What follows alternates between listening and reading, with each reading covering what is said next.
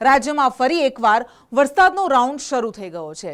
મેઘો સૌરાષ્ટ્ર તેમજ મધ્ય અને દક્ષિણ ગુજરાતના કેટલાક વિસ્તારોમાં જોર બતાવી રહ્યો છે।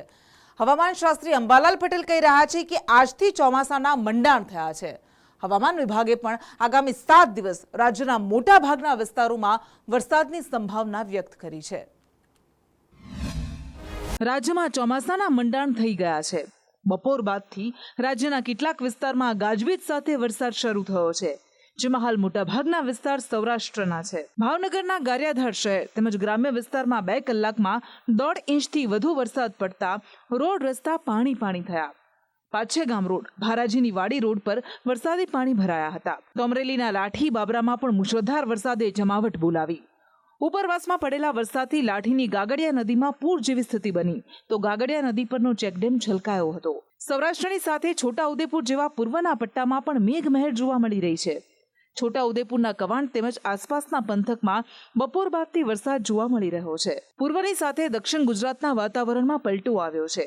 વલસાડના ધરમપુર, કપરાડામાં ગાજવીજ સાથે વરસાદ જોવા મળ્યો। હવામાન શાસ્ત્રી અંબાલાલ પટેલ કહી રહ્યા છે કે આજથી ગુજરાતમાં ચોમાસું થયું સક્રિય। રાત્રિથી મેઘો ગુજરાત પર તૂટી પડશે। ગાજવીજ સાથે પડશે ભારે વરસાદ। 17 થી 22 સુધી ભારે વરસાદની શક્યતા। ચોમાસું આજથી સક્રિય થઈ જશે। તારીખ 17 થી 22માં ભારે ગાજવીજ સાથે વરસાદ થવાની શક્યતા રહે છે। આજ રાતથી જ હવામાનમાં પલટો આવશે અને 18મી તારીખે આ ગાજવીજનું પ્રમાણ વધશે અને તારીખ 24 સુધીમાં આવું ગાજવીજ ચાલ્યા જ કરશે અને આ ગાજવીજના કારણે લગભગ ચોમાસું આજથી સક્રિય થયું છે। હવામાન વિભાગે પણ આગામી 7 દિવસ ગુજરાતના મોટાભાગના વિસ્તારમાં વરસાદની શક્યતા કરી છે। 18 જૂનના રોજ સૌરાષ્ટ્ર, કચ્છ તેમજ દક્ષિણ ગુજરાતના કેટલાક વિસ્તારમાં વરસાદ પડે તેવી શક્યતા છે, જ્યારે 19 જૂનના રોજ કચ્છ, સૌરાષ્ટ્ર તેમજ દક્ષિણ ગુજરાત અને પૂર્વના કેટલાક જિલ્લામાં વરસાદ વરસી શકે છે। તો 20 જૂનના રોજ સૌરાષ્ટ્રના કેટલાક વિસ્તાર, દક્ષિણ ગુજરાતના કેટલાક વિસ્તાર અને પૂર્વના કેટલાક વિસ્તારમાં વરસાદ પડી શકે છે। ત્યારબાદ રાજ્યમાં સતત વરસાદનું જોર વધતું રહેશે।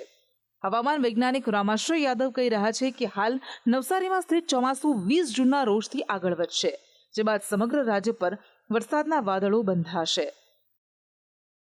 आने वाले दिनों के लिए जो गुजरात स्टेट के लिए फोरकास्ट दिया जा रहा है वो डे 1 की बात करेंगे तो डे 1 के लिए आइसोलेटेड प्लेसेस पे लाइट टू मॉडरेट रेन का फोरकास्ट दिया गया है और जो डिस्ट्रिक्ट है जहां पर गुजरात रीजन में आइसोलेटेड प्लेसेस पे लाइट टू मॉडरेट रेन और साथ में थंडरस्टॉर्म की वार्निंग होगी वो डिस्ट्रिक्ट है अहमदाबाद, दाहोद, छोटा उदयपुर, सूरत, डांग, नवसारी, वलसाड़, तापी, दमन और दादरा नगर हवेली। जो इसके आगे बढ़ने का जो नॉर्मल डेट है वो 20 जून के आसपास है। बड़ोदरा और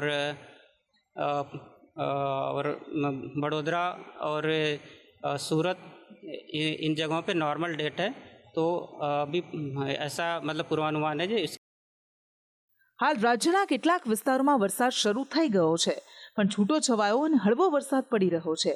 ધરતીપુત્રો રાહ જોઈ રહ્યા છે સારા અને સાર્વત્રિક વરસાદની। હવામાન શાસ્ત્રી અને હવામાન વિભાગના જણાવ્યા મુજબ આગામી 25 તારીખ બાદથી રાજ્યમાં સાર્વત્રિક વરસાદ વરસી શકે છે, ત્યારે વરસાદ શરૂ થયા બાદ પણ ખેડૂતોએ વાવણી માટે હજુ થોડા દિવસોની રાહ જોવી પડી શકે છે। બ્યુરો રિપોર્ટ, સંદેશ ન્યૂઝ।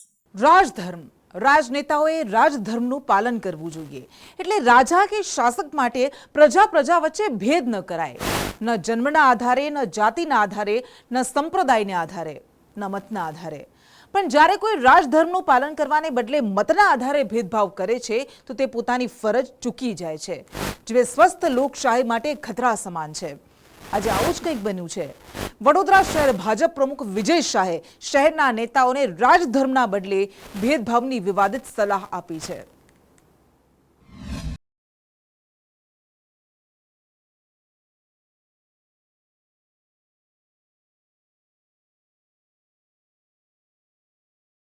ભાજપના શહેર પ્રમુખની વિવાદિત સલાહ, રાજધર્મના બદલે આપી વિવાદિત સલાહ। પૈસા ન વપરાય કે જે વિસ્તારમાંથી છેલ્લા 5 વર્ષથી 10 વર્ષથી 15 વર્ષથી પણ મત મળતા નથી। જ્યાં મત નહીં ત્યાં કામ નહીંની સલાહ। સબકા સાથ સબકા વિકાસ નહીં, જેનો સાથ એનો જ વિકાસ। ભાજપનું સૂત્ર અને નારો છે સબકા સાથ સબકા વિકાસ, જે એક શાસક માટે રાજધર્મના પાલન બરાબર છે. પરંતુ વડોદરા ભાજપના શહેર પ્રમુખ વિજય શાહને શું થયું છે તે માલુમ નહીં. તેમણે વિસ્તારના નેતાઓને એક વિવાદિત સલાહ આપતા ખળભળાટ મચ્યો છે. વિજય શાહની વિવાદિત સલાહ છે કે જ્યાં મત નહીં ત્યાં કામ નહીં. દરેક વખતે અમુક જ પ્રકારના બૂથમાંથી ભારતીય જનતા પાર્ટીને મત મળે છે. હું રાવપુરા વિધાનસભાની વાત કરું, અને દરેક વખતે અમુક પ્રકારના બૂથમાંથી ભારતીય જનતા પાર્ટીને મત મળતા નથી અથવા તો બહુ ઓછા મત મળે છે. 700 લોકોનું વોટિંગ હોય, 800 લોકોનું વોટિંગ હોય, 1000 લોકોનું વોટિંગ હોય, અને એમાં પણ સિંગલ ડિજિટમાં, ડબલ ડિજિટમાં જ્યારે ભારતીય જનતા પાર્ટીને મત મળે છે ત્યારે પાર્ટીના મુખ્ય આગેવાનો જે મંચ પર બેઠા છે અને સામે બેઠેલા ચૂંટાયેલા પ્રતિનિધિઓ, એમણે પણ એવું વિચારવું જોઈએ કે કયા વિસ્તારમાં કામ કરવાની અગ્રિમતા તમારે આપવી જોઈએ. એવા વિસ્તારમાં કામ કરીને આપણા ફોડવારી, આપણા બજેટના પૈસા ન વપરાય કે જે વિસ્તારમાંથી છેલ્લા 5 વર્ષથી, 10 વર્ષથી, 15 વર્ષથી પણ મત મળતા નથી. અને જે લોકો ખોબલે ખોબલે મત આપે છે એવા વિસ્તારને આપણે બાજુ પર રાખીએ, એ લોકોની સુવિધા માટેના કામો ન થાય, ત્યારે મને લાગે છે કે આપણે પણ હવે વિચાર કરવાનો સમય આવી ગયો છે. કયા વિસ્તારમાં કામ કરવાની અગ્રિમતા આપવી જોઈએ ત્યાં સુધી તો બધું બરોબર હતું. પછી વિજય શાહ બોલ્યા કે એ વિસ્તારમાં બજેટ ન વપરાય જ્યાંથી મત નથી મળ્યા. તો જે રાવપુરા વિસ્તાર માટે વિજય શાહે આ નિવેદન આપ્યું તે રાવપુરાના ધારાસભ્ય યોગેશ પટેલ કહી રહ્યા છે કે બધાએ બધાનું કામ કરવું જોઈએ. આવી ખોટી વાતોને સ્વીકારવી ન જોઈએ.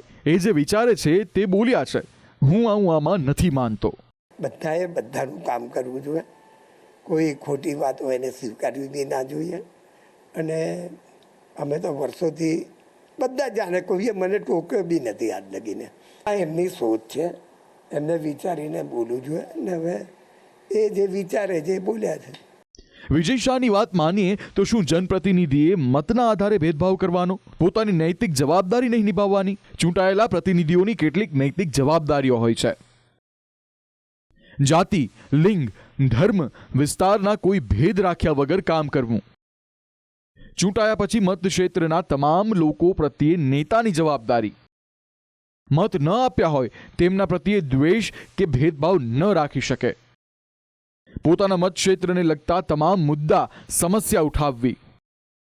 તમામ લોકોની સમસ્યાઓના ઉકેલ માટે કામ કરવું.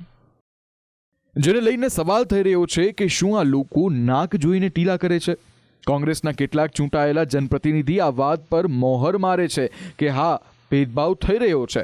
કોંગ્રેસના હોવાથી તેમની સાથે ભેદભાવ થાય છે. યોગ્ય ગ્રાન્ટ મળતી નથી. રજૂઆતોનો નિકાલ આવતો નથી. સમગ્ર ગુજરાતમાં હું તો છેલ્લા કેટલા વર્ષોથી હું જોઈ રહ્યો છું કે ભારતીય જનતા પાર્ટી સિવાયના જે ધારાસભ્યો ચૂંટાયેલા હોય છે તેના વિસ્તારમાં બીજા ધારાસભ્યો કરતાં ઓછી ગ્રાન્ટ આપવામાં આવે છે. અમુક વિકાસના કામથી પણ વંચિત રાખવામાં આવે છે. અને જે જાહેરાત પણ જે થવી જોઈએ એ વિલંબથી બીજા ધારાસભ્યની કરવામાં આવે છે. દાખલા તરીકે અત્યારે વાત કરું કે હું હમણાં ધારાસભ્ય બન્યો પછી સરકાર જોબ નંબર આપતી હોય છે દરેક ધારાસભ્યને. તો ભારતીય જનતા પાર્ટીના તમામ નવા ધારાસભ્યોના જોબ નંબરની જાહેરાત થઈ ગઈ. એના 2 મહિના બાદ અમે લોકોએ રજૂઆત કરવી પડી મુખ્યમંત્રીશ્રીને. ત્યારબાદ અમારા જોબ નંબર આપવામાં આવ્યા હતા. એટલે એ રીતનો વ્યવહાર તો આ સરકાર દ્વારા થઈ રહ્યો છે. ભાજપના શહેર પ્રમુખની વિવાદિત સલાહથી વડોદરાવાસીઓમાં રોષ જોવા મળી રહ્યો છે. વડોદરાવાસીઓ કહી રહ્યા છે કે વર્ષોથી ખોબલે ખોબલે મત આપી રહ્યા છીએ, છતાં તમે આવું બોલી રહ્યા છો. આ એક જાતનું એમનું જે ઘમંડ છે ને એ વડોદરાવાસીઓ હવે આવનારા કોર્પોરેશન ઇલેક્શનમાં તોડશે. તમે વિચાર કરો કે જ્યારે આજે જીત્યા છે હેમાંગભાઈ જોશી કે હર્યા નથી. હાર્યા હોત અને આ સ્ટેટમેન્ટ આપ્યું હોત તો એક ટાઈમે લોકો વિચારત. પણ જીત્યા હોવા છતાં જો તમે આવું બેજવાબદારીપૂર્વક જો સ્ટેટમેન્ટ આપો તો જે લોકોએ તમને વોટ આપ્યા છે, જે વિસ્તારના લોકો છે, ભલે ત્યાંથી તમને ઓછા વોટ મળ્યા હોય, તો તમારે એ વિચારવું જોઈએ કે તમે વિસ્તારમાં કામો નથી કર્યા એટલે લોકોએ તમને આ વોટ નહીં. તો તમે પાછું ઉલટું એવું કહો છો કે ત્યાં કામ જ નહીં કરવાના. એટલે મારે કહેવાનું એક જ છે, તમારા જવાબદાર ચેનલના માધ્યમથી મુખ્યમંત્રીશ્રીને, કેબિનેટ મંત્રી જે CR પાટીલ સાહેબ છે, પ્રદેશ અધ્યક્ષ બી છે, એમને કે ભાઈ આવા નેતાને વડોદરામાંથી પદ પર મૂક્યા છે તાત્કાલિક હટાવો. આ ભેદભાવની જે રાજનીતિ કરે છે એ વડોદરાવાસીઓ સહન નહીં કરે. એટલે ખાસ કરીને આ બધા જે તકલાદી નિર્ણયો છે આને અમે વખોડીએ છીએ અને ખાસ કરીને જ્યારે સુરત અને અમદાવાદનો જ્યારે વિકાસ થતો હોય અને વડોદરા શહેર વિકાસથી વંચિત રહી જતું હોય તો એવું તો તમારું શું કારણ છે એ પહેલાં કોર્પોરેટરો અને ધારાસભ્યોને પૂછવાની જરૂર છે. એટલે ખાસ કરીને આવનારા દિવસોની અંદર જો કદાચ કોર્પોરેશનનું ઇલેક્શન છે તો આ કોર્પોરેટરને એવું લાગે છે કે આવનારા દિવસોમાં ચપ્પલનો હાર પણ પહેરવો પડશે એવી ફરજ ના પડે એના માટે વિકાસના કાર્યો કરવા જોઈએ. અને આ ગ્રાન્ટ કોઈના બાપના રૂપિયાની નથી, આ નગરજનોના ટેક્સના વેરાના રૂપિયાની છે. એટલે સાચી દિશામાં ગ્રાન્ટ વપરાય એ રીતનું નિવેદન કરવું જોઈએ તેવી અમારી માંગ છે. ક્યાંક ને ક્યાંક વિજય શાહ સાહેબ બોલવામાં યા તો પછી ભારતીય જનતા પાર્ટીનું કોઈ પ્રેશર હોય, જે રીતના મુખ્યમંત્રી સાહેબ ને CR પાટીલ સાહેબ કીધું કે વડોદરાનો વિકાસ નથી, આ બધે ગૂંચવાડાને લઈને ક્યાંક વિજય શાહ બોલી ગયા એવું લાગ્યું છે. પરંતુ જે કહી રહ્યા છે કે જે વિસ્તારોમાં મત ઓછા મળે છે ત્યાં કામ કરવા વિચારવું પડશે, જ્યાં વધુ મત ત્યાં કામ કરવું. પરંતુ વડોદરા શહેરનો 30 વર્ષથી વિકાસ જ ક્યાં થયો છે? વડોદરા શહેરના તળાવ લઈ લો, નદીઓ લઈ લો, વડોદરા શહેરના રોડ રસ્તા લઈ લો, લોકોને ચોખ્ખું પીવાનું પાણી નથી મળતું, ડ્રેનેજની સમસ્યા છે, ઘણી સમસ્યાઓ છે 30 વર્ષથી. રાજધર્મનું પાલન ન કરવું સ્વસ્થ લોકશાહી માટે મોટા ખતરા સમાન છે. આવી રીતે ભેદભાવ કરી શાસક શાસન ન ચલાવી શકે. જનપ્રતિનિધિઓ આવી સલાહ ન માને પણ આવી વાતો જાહેરમાં કરવાથી ચેતવું જરૂરી છે. વિજય શાહના આ વિવાદિત નિવેદન બાદથી વડોદરાથી લઈને ગાંધીનગર સુધી ચર્ચા ચકડોળે ચડી છે. બ્યુરો રિપોર્ટ, સંદેશ ન્યૂઝ. ગુજરાતમાં ભાજપ લોકસભાની ચૂંટણીમાં 26માંથી 25 બેઠક જીત્યું અને 1 હાર્યું, પરંતુ આ 1 બેઠકનો ગુમાવવાનો રંજ ગુજરાત ભાજપને ઘણો છે. હવે સ્થાનિક સ્વરાજ્યની ચૂંટણીના ભણકારા વાગી રહ્યા છે, ત્યારે તેમાં કાચું ન કપાય તે માટે ભાજપે હારના કારણો શોધવા માટે અને ભૂલો શોધવા માટે મંથન શરૂ કરી દીધું છે. हार नहीं मानूंगा, रार नहीं ठानूंगा. પૂર્વ વડાપ્રધાન અને ભારતીય જનતા પાર્ટીના દિગ્ગજ નેતા સ્વર્ગીય અટલ બિહારી વાજપેયીની આ કવિતા હાર નહીં માનુંગા, રાર નહીં ઠાનુંગાને સાર્થક કરતું કામ ભારતીય જનતા પાર્ટી કરી રહી છે. हार नहीं मानूंगा, रार नहीं ठानूंगा. 2024ના નબળા પરિણામ બાદ ભાજપમાં ભડકા જેવી સ્થિતિ બની છે, પણ હિંમત હાર્યા વગર ભારતીય જનતા પાર્ટીએ પોતાનું કામ શરૂ કરી દીધું છે. આ ચૂંટણીમાં થયેલી ભૂલો અને કારણો શોધવા ભાજપ મંથન કરી રહી છે. ગુજરાતમાં લોકસભા ચૂંટણીના પરિણામો પર પાટનગર ગાંધીનગરમાં બેઠકોનો દોર શરૂ થયો છે, જેમાં નંબર 1 અને નંબર 2 ગણાતા નેતા એટલે CM ભૂપેન્દ્ર પટેલ અને ગુજરાતના પ્રદેશ અધ્યક્ષ ચંદ્રકાંત રઘુનાથ પાટીલ 1-to-1 મુલાકાત કરી રહ્યા છે. આ બંને નેતાઓ લોકસભાના ઉમેદવાર, સંગઠનના આગેવાનો અને ક્લસ્ટર પ્રભારીઓ સાથે મુલાકાત કરી હતી. ગાંધીનગરમાં ચાલેલી મહામંથનની બેઠકના મુખ્ય મુદ્દાઓની વાત કરીએ તો સૌથી મોટો મુદ્દો હતો લોકસભા બેઠકમાં 5 લાખની લીડનો ટાર્ગેટ કેમ અધૂરો રહ્યો? બનાસકાંઠાની બેઠક કેમ ગુમાવવી પડી? પાર્ટીના કયા નેતાએ ગદ્દારી કરી? પાર્ટી નેતાઓ મતદારોને કેમ રીઝવી ન શક્યા? મજબૂત સંગઠન અને કાર્યકરોની ફોજનો ફાયદો કેમ ન થયો? ગુજરાત ભાજપની લેબોરેટરી હોવા છતાં 10 વર્ષ બાદ વોટ શેર કેમ ઘટ્યો? ચૂંટણી ટાણે ઊભા થયેલા આંદોલનને ખાળવામાં ક્યાં કચાશ રહી ગઈ? જો કે આ બેઠક પહેલા જ પ્રદેશ પ્રમુખ CR પાટીલે આગેવાની કરતા અપયશ પોતાના શિરે લીધો હતો. પાણીના રેલા હતા, બધાએ બીજા પર વિશ્વાસ કર્યો હતો, પોતાની જવાબદારી પૂર્ણ કરી નહોતી. આ વખતે પણ આપણી કચાશ રહી ગઈ, એની જવાબદારી પણ મારી છે. પ્રમુખ તરીકેનો જો જસ આપતા હોય તો જે અબજસ મળ્યો છે એ પણ મારી જવાબદારી છે. બંધ બારણે મીડિયાના કેમેરા વગર આ બેઠક થતી હોય છે. એવામાં ઉપરની સંભાવનાઓ છે જેના પર ભાજપે મંથન કર્યું હોઈ શકે, કારણ કે ગુજરાતમાં ભાજપને માત્ર જીતવાની આદત છે. એવામાં સામે સ્થાનિક સ્વરાજની ચૂંટણીઓ છે અને લોકસભાની જેમ અહીંયા ક્યાંય કાચું ન કપાય એની પૂરી ચિંતા ભાજપના નેતાઓને સતાવી રહી છે. ગુજરાતમાં ભાજપનું નેતૃત્વ પરિવર્તન પણ લગભગ નક્કી છે. એક વ્યક્તિ અને એક પદના નિયમને ભાજપ અનુસરે છે અને એટલે જ હવે CR પાટીલના સ્થાને કોઈ નવા પ્રદેશ અધ્યક્ષ આવશે. કોણ હશે? કયા સમાજમાંથી આવશે? શું કોઈ ધારાસભ્ય હશે, કોઈ સાંસદ હશે કે પછી કોઈ સંગઠનમાં કામ કરતા પદાધિકારીઓ? ચર્ચાઓનું બજાર ગરમ છે, પરંતુ આ બધામાં ભાજપને વર્તમાન ટેન્શન સૌથી વધારે જો કોઈ મુદ્દાનું છે તો એ ગુજરાતની એક લોકસભા ખોયાનું છે. અને એટલે જ બનાસકાંઠા પર ભાજપે જોર મૂક્યું છે. હવે બનાસકાંઠાની ચૂંટણી કેમ હાર્યા એ મુદ્દો સૌથી વધુ ચર્ચાનો વિષય છે. સૌથી મોટી અસર 2 બાબતોના કારણે થઈ. એક તો જે ક્ષત્રિય આંદોલન થયું રાજકોટમાં રૂપાલા ના જે નિવેદનના કારણે. એટલે બનાસકાંઠાના ક્ષત્રિયોએ ભારતીય જનતા પાર્ટીને હરાવવા એમણે કોંગ્રેસને મોટાભાગના મત આપ્યા. એટલે એની એક મોટી અસર થઈ. અને ચૌધરી સમાજમાં એવું મેં સાંભળ્યું છે કે થોડોક એ વિભાજિત પણ હતો. એટલો બધો વિભાજિત નહોતો પણ થોડો વિભાજિત હતો અને એ કારણે ઉમેદવાર રેખાબેન ચૌધરીની હારી ગયા. બનાસકાંઠા જીત્યા બાદ કોંગ્રેસના સાંસદ ગેનીબેન ઠાકોરનો આત્મવિશ્વાસ આસમાને છે, જેમણે આજે પક્ષ પલટુઓને સંભળાવ્યું છે કે હવે એમને થતું હશે કે આવું ન કર્યું હોત તો સારું હતું. કદાચ સંજોગે પક્ષ પલટો કરવો પડે, પણ જેની પરાકાષ્ઠ વટાવવાની હોય પરાકાષ્ઠ ન વટાવી હોત તો ક્યાંક અમને એમ લાગોત કે અમે ભૂતકાળની અંદર એમના માટે હોમાઈ ગયા ને તો હદ નથી વટાવી એટલો અમને રાજીપો પણ રોત.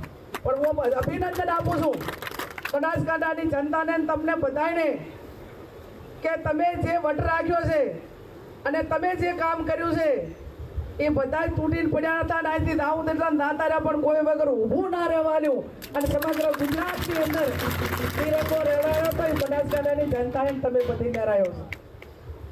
હવે એમને થતું હોય કે આવું ના કર્યું હોત તો સારું એમ. આ સાથે ગદ્દારોની ચર્ચામાં એક નામ માણાવદરના ભાજપ નેતા જવાહર ચાવડાનું લેવાઈ રહ્યું છે. ચૂંટણી દરમિયાન જવાહર ચાવડાના પુત્ર પર આરોપ લાગ્યો હતો કે તેમણે પક્ષ વિરોધી કામગીરી કરી છે, જેને લઈને પોરબંદરથી લોકસભા જીતેલા મનસુખ માંડવિયાના સન્માન સમારોહમાં સાવજ ડેરીના ચેરમેન દિનેશ ખટારિયાએ જાહેરમાં સંભળાવ્યું છે કે કેટલીક આસુરી શક્તિએ હવનમાં હાડકાં નાખવાનું કામ કર્યું છે. માનનીય મંત્રી સાહેબના ધ્યાન ઉપર મૂકવું કે માણાવદર વિધાનસભાના તમામ કાર્યકર્તાઓએ જે પાર્ટીના આપણા બંને ઉમેદવારોને જંગી બહુમતીથી ચૂંટાવવા માટે જે જમત ઉઠાવી એના માટે મિત્રો ખૂબ કાર્યકર્તાઓએ પરસેરો પાડ્યો છે. આ વિધાનસભાની અંદર અસુરી શક્તિએ હવનમાં હાડકા હોમવા માટેના ખૂબ પ્રયત્ન કર્યા, જેને લોભ લાલચ પણ આપવામાં આવી, છતાં પણ મિત્ર એક કાર્યકર્તા જ્યારે ડીગ્યો નથી ત્યારે કાર્યકર્તાને ખૂબ મિત્રો ઘણા લોકોએ ખૂબ પાર્ટીને નુકસાન કરવાના પ્રયત્ન કર્યા છે, પણ ભારતીય જનતા પક્ષનો એક પણ કાર્યકર્તા ડીગ્યો એના માટે ફરીથી અભિનંદન આપીને મારી વાતને પૂરી કરું છું. જ્યારે માંડવિયાએ નિવેદન આપ્યું હતું કે ભાજપના સિમ્બોલ લઈને ફરતા લોકોએ કામ કરવાની જરૂર છે. તરીકે પોતાની જાતને જોતો અથવા પાછળ ભાજપ લગાડતો હોય એ બધાય લોકોએ ભાજપનું કામ કરવું જોઈએ. છતાંય કોઈ રેહાણા આગેવાનોએ કહ્યું શું કરશું, ત્યારે આગેવાનોએ કહ્યું કે લડી લેશું. તમે બધા લોકોએ લડી લીધું દોસ્ત. અને બીજું, તમે તમારું કામ પૂરું કરી દીધું છે, તમે અમને જનપ્રતિનિધિ બનાવી દીધા છે. હવે અમારી જવાબદારી શરૂ થાય છે. ભાજપને જીત્યા પછી પણ એ વાતનો રંજ છે કે કોણે ખેલ પાડવા માટે ઉધામા કર્યા. નેતાઓ જીત્યા પછી પણ એ શોધે છે ઘરના એ કોણ હતા જે ઘાતકી બનીને બેઠા હતા, અને એટલે એક પછી એક નેતાઓ જે પોતાની જ પાર્ટીની સરકાર હોવા છતાં સવાલો ઉઠાવે છે, સિસ્ટમના નામે પોતાની ભડાસ કાઢે છે, અને ભાજપની સાથે ગુજરાત પણ એનું આદિ બની રહ્યું છે. પરંતુ સૌથી મોટો સવાલ એ છે કે શું ભાજપ ગુજરાતમાં 2015 પહેલાની સ્થિતિવાળા કોંગ્રેસને બનવા દેશે ખરા? કારણ કે કોંગ્રેસની એક બેઠક પરની જીતે એ ભાજપની 25 બેઠકો પરની જીત કરતા સવાઈ ગણાઈ રહી છે. બ્યુરો રિપોર્ટ, સંદેશ ન્યૂઝ.